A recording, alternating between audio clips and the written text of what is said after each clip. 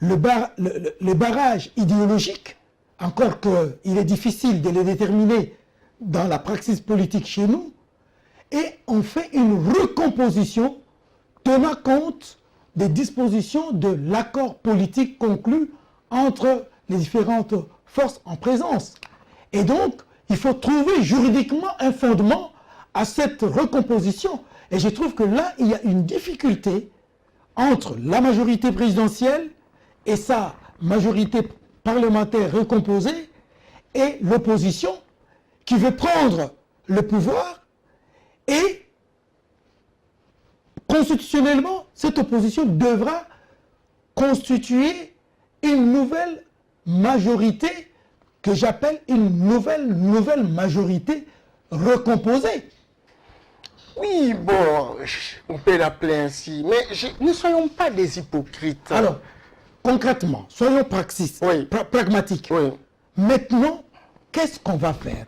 Comment on va appeler ce gouvernement qui va sortir du sein des accords du 31 décembre? Gouvernement d'union nationale.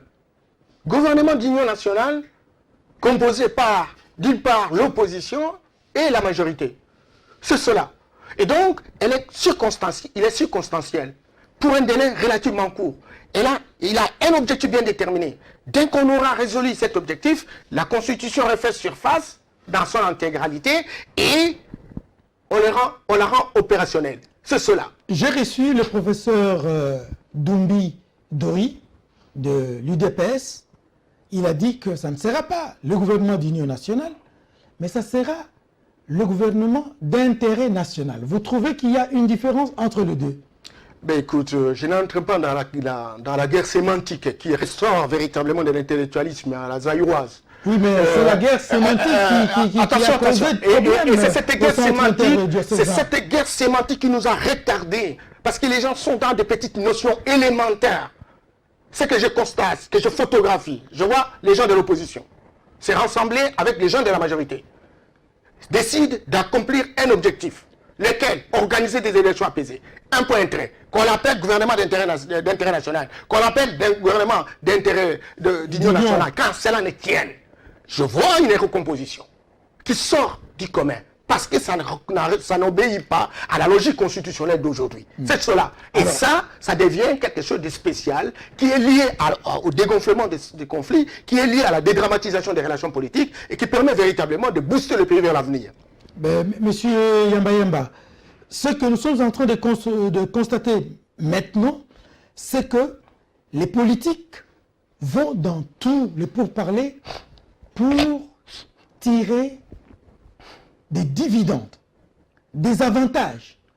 Et que quand vous, politiques, vous parlez de la population, vous avez une population dans votre tête ou dans vos têtes qui ne ressemble en rien à la population qui vit réellement sur le terrain la réalité quotidienne.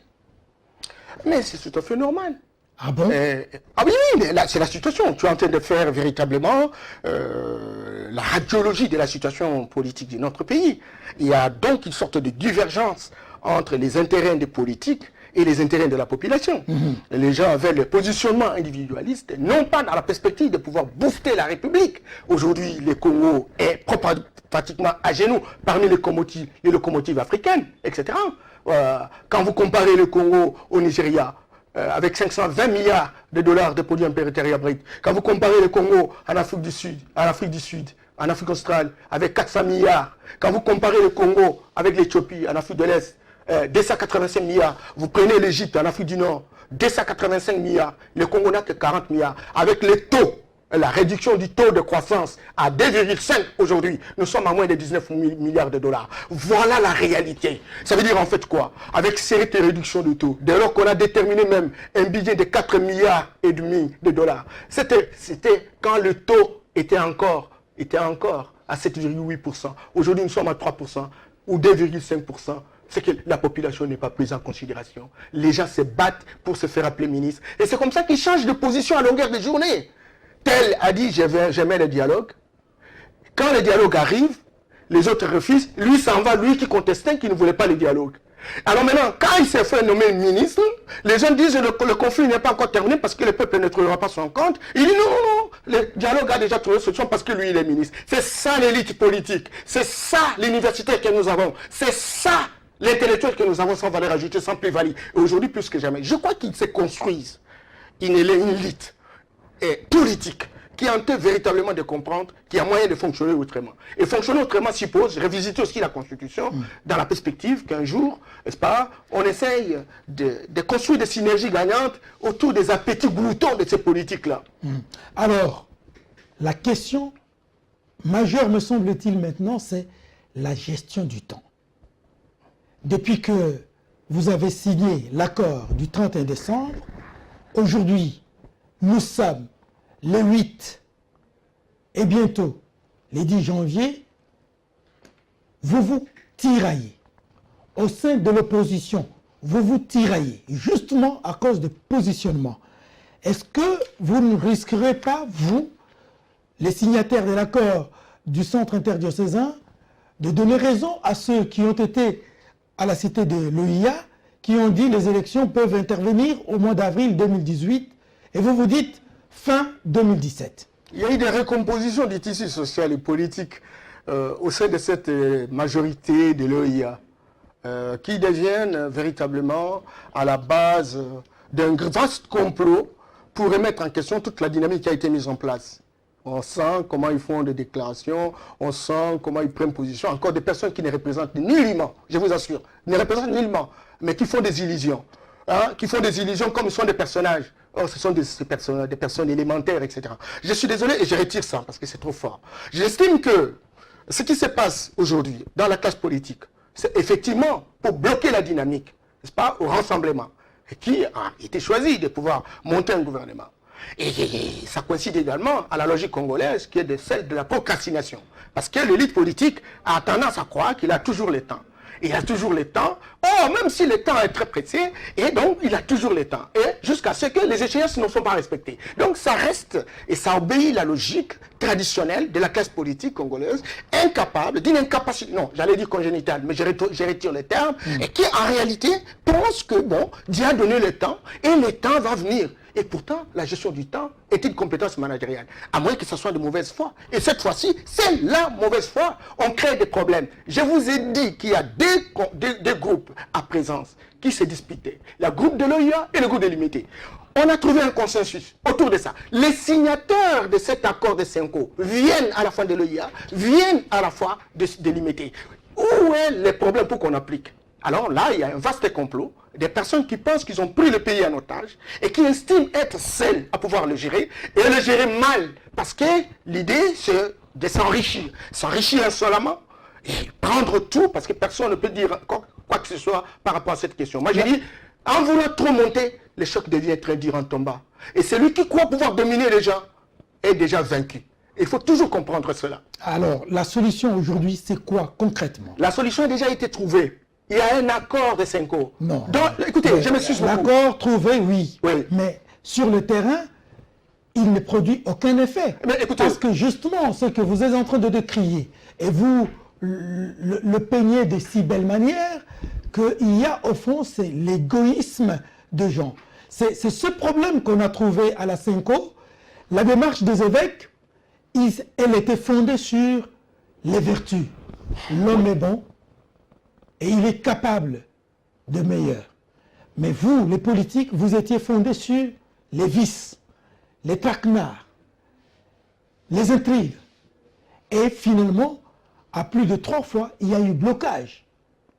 Entre les vices et les vertus, il n'y a pas un dénominateur commun. Mais c'est ce que nous sommes en train de voir aujourd'hui. Vous avez obtenu votre accord, je dis votre accord, et vous ne vous préoccupez pas du temps qui passe et qui ne vous attend pas. Les jours passent, les semaines passent, les mois vont passer et nous arriverons à la fin de l'année sans que vous ayez bien géré ni l'heure ni le temps. Mais je ne sais pas pourquoi vous dites que vous avez reçu votre accord. Ah oui, parce que vous parlez de la population, mais vous posez des actes qui vont à l'encontre des attentes de cette même population. Depuis un certain moment, j'ai appris à respecter Vital Kamerhe. Seulement.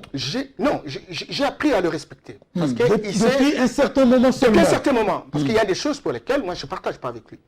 Mais je vois son feeling politique, sa capacité d'adaptation par rapport aux solutions, par rapport à l'évolution, sa capacité de définir ses objectifs et de savoir poser des actes pour atteindre ses objectifs. Ce feeling-là, moi je trouve que c'est quand même important dans la classe politique. Et c'est comme ça qu'il a été à l'OUA. Aujourd'hui, il a signé l'accord. Et pourtant, il était modérateur attitré, n'est-ce pas, de l'opposition qui a représenté, n'est-ce pas, à l'OUA. Et les autres, ils étaient qui? Le président Sami Badiba, le premier ministre Sami Badibanga était vice-président, n'est-ce pas? Il secondait Vital Kamerhe, etc. Mais Vital a déjà signé, parce que c'est lui le répondant. Et je ne vous coupe pas la parole, ça m'a personnellement intrigué, ça m'a pénétré, si vous voulez. Vital Kamerhe, après la signature de l'accord, a dit ceci. Maintenant, l'accord du 31 décembre, nous avons signé l'accord. Ceux qui venaient pour leur poste, allez-y, prenez vos postes, mais l'accord, nous l'avons signé pour la nation.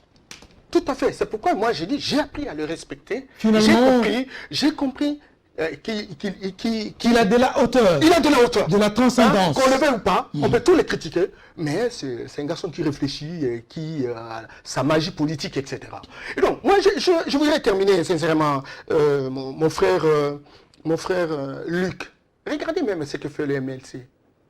Ils ont été, n'est-ce pas, au dialogue, du début à la fin. Et à la fin, le MLC, n'est-ce pas, s'est dit non, ils ne sont pas d'accord. Ils ne sont pas d'accord de l'accord, ils ne sont pas d'accord de la répartition des postes. Or, la répartition des postes n'est pas encore faite. Vous voyez, si ce n'est que la reconnaissance de M. Tshisekedi comme étant président, n'est-ce pas, de la commission nationale. Exactement, c'est pourquoi ils ont dit il ne faut pas que le père soit là et les fils soient là. Je voudrais, et ça, je voudrais vous parler. Ça risquerait forcément de prendre les allures d'un accord négocié en faveur d'une famille biologique. Et peut-être aussi politique. Je voudrais, comme personnage, parmi les hommes intelligents de la République, vous dire que je suis témoin oculaire de la situation politique, du parcours politique dans notre pays. Aucun, dans ces politiques, ne peut donner des solutions, des leçons par rapport à ça. Le médecin se rappellera qu'à un moment donné, nous avons connu, j'ai beaucoup de respect et de considération, je me suis toujours battu pour Jean-Pierre Bemba. Mais on a connu Jean-Pierre Bemba vice-président, les sénateurs, Jeannot Bemba, paix à son âme, etc. Il a menacé la population qui voulait marcher pour dire que la transition prend fin le 30 juin 2005. Et puis les MLC, lors des concertations de 2013, les MLC ont participé. On a connu le premier vice-président, le vice-premier ministre, le Waka, qui est resté là où il est parti. Et compagnie, etc. Ils ont participé au moment où on disait qu'il ne fallait pas y aller. Et puis, on se rappelle en 2005, au moment où on discutait au palais des affaires étrangères, n'est-ce pas, Jean-Pierre avait pris son avion sur l'hélicoptère pour faire la campagne, au moment où on n'avait pas encore un consensus entre politique. Arrêtez de conneries. Arrêtez de conneries. Et puis, entre nous, sincèrement, va-t-on parler des tribus? Va-t-on parler des personnages? Un homme comme le président Tshisekedi, vous allez contester? Et puis même au sein de la classe politique, comprendre quelqu'un là, dans ces... Moi je connais, je les ai côtoyés tous. On les met là-bas. Va-t-il respecter les intérêts de notre peuple? Il aura besoin de l'argent. Mais je dis, si on parle de père et fils, mais est-ce qu'on ne sait pas que Tshisekedi a plusieurs enfants? Et que parmi ces enfants-là, il y a quelqu'un qui s'est distingué? C'est Félix Tshilombo Tshisekedi, qui s'est battu et qui a risqué et qui a la capacité de poser des actes. Alors comment va-t-on dire aujourd'hui? Tshisekedi ne s'est même pas prononcé sur la question. Qu'on dise que Félix, père et enfant. Est-ce que celui qui dit ça a-t-il le même poids que Félix Tshisekedi, simplement parce qu'on est secrétaire général d'un parti politique? On lui donne la responsabilité, premier ministre de ce pays. Il est capable d'impacter la République. Pourquoi doit-on tromper tout un peuple comme ça? Au moins, Félix Tshisekedi peut... Vous allez vous calmer, monsieur. Oui, je me calme, je me suis beaucoup, je me retire. Ce que je parlais des incendiaires, mais je voudrais simplement dire que aujourd'hui, les hommes politiques ne rassurent pas. Nous avons un délai relativement court. Tshisekedi est censé être le thermomètre et le régulateur de la démocratie dans notre pays. Il faut lui donner quelqu'un qui peut avoir sa caution. Vous risquez de C'est tomber le dans rassemblement. de personnalité. Non. Moi, avec mon expertise, avec ma carrière, mon posture, mon profil, je mérite d'être Premier ministre. Mais je ne peux pas prétendre aujourd'hui, parce que je ne suis pas l'homme de la situation. Il y a des hommes de la situation. Les hommes de la situation, ce sont des hommes qui rassurent les différentes composantes et qui permettent véritablement à rassurer aussi notre peuple. Et je crois que ces hommes-là se retrouvent au rassemblement. Et le rassemblement, le moment venu, va s'unir pour dégager un Premier ministre de son choix. Là, ce n'est pas le problème. Mais il ne faut pas que même les gens qui sont aujourd'hui au rassemblement soient noyautés. Parce que j'ai entendu, telle province n'a jamais été Premier ministre. Est-ce que le problème de province, est-ce que c'est un problème de tribus ou c'est un problème de gérer la République et de rassurer les uns les autres? Ce n'est pas un Premier ministre qui va prétendre de décoller jusqu'à 15% de taux de croissance. Mais c'est un Premier ministre qui organise les élections de manière apaisée, sans être corrompu, sans être manipulé, mais qui rassure les uns les autres. C'est celui-là que nous avons besoin et je crois qu'on le retrouve au rassemblement. Et beaucoup ne sont pas éligibles par rapport à ça. On a terminé en 2 mots. Qu'est-ce que vous avez envie de dire au peuple congolais qui vous a suivi? 2017, vous avez dit, année électorale. Croyez-vous pouvoir atteindre ces objectifs sans atermoiement? En 2 mots, dites à la population qui vous suit. Je suis très impliqué dans les questions électorales.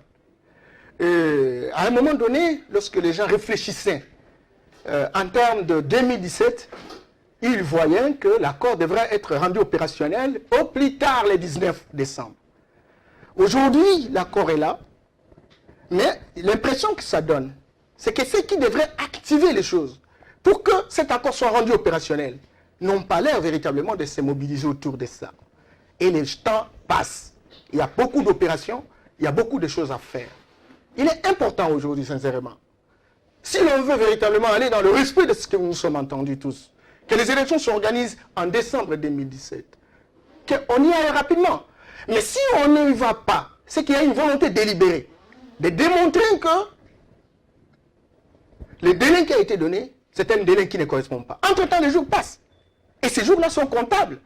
Et c'est que très clairement, on ne veut pas qu'on y aille vers les élections apaisées. C'est là que je demande à tous d'être mobilisés, surtout le président de la République qui a initié la chose avec la CENCO, le président Tshisekedi et tous les politiciens satellitaires, etc., de comprendre que notre peuple a besoin véritablement qu'il trouve son compte. Et trouver son compte suppose que les institutions soient mises en place et que ces institutions puissent travailler parce qu'ils ont des prérogatives bien déterminées. Et pour travailler, il faut aller vite. Parce que the time is money. Le temps, c'est de l'argent. Il ne faut pas considérer dans vos chambres qu'on a toujours le temps. C'est de la procrastination. C'est une incompétence dans la gestion du temps. Et personne ne vous acceptera. L'histoire ne vous respectera. Les générations futures ne vous respecteront pas parce que vous avez été incompétent. De tout cœur, je sens maintenant que vous êtes en train de parler avec votre émotion, avec votre cœur, avec vos sentiments. De tout cœur, M. Yamba Yamba, je vous remercie. Quoi qu'il en soit, nous, hommes, nous, humains, nous subissons la loi ci-dessus. Hier, ce n'était pas nous. Demain, ça ne sera plus nous, même si aujourd'hui, c'est nous. Mais nous devons travailler, comme dit le confrère, pour que la vie soit bonne, qu'elle soit agréable. Nous travaillons pour la beauté des choses. Que les politiques retiennent ça et qu'ils s'y mettent véritablement pour qu'après eux, leur nom soit cité en bien et non pas en mal. Merci. Merci. Et plein succès dans votre carrière politique, je vous le réitère. Merci bien. Je pense qu'avec votre génération, les choses iront autrement. À toutes et à tous, merci de nous avoir suivis et à bientôt pour une autre émission. Au revoir.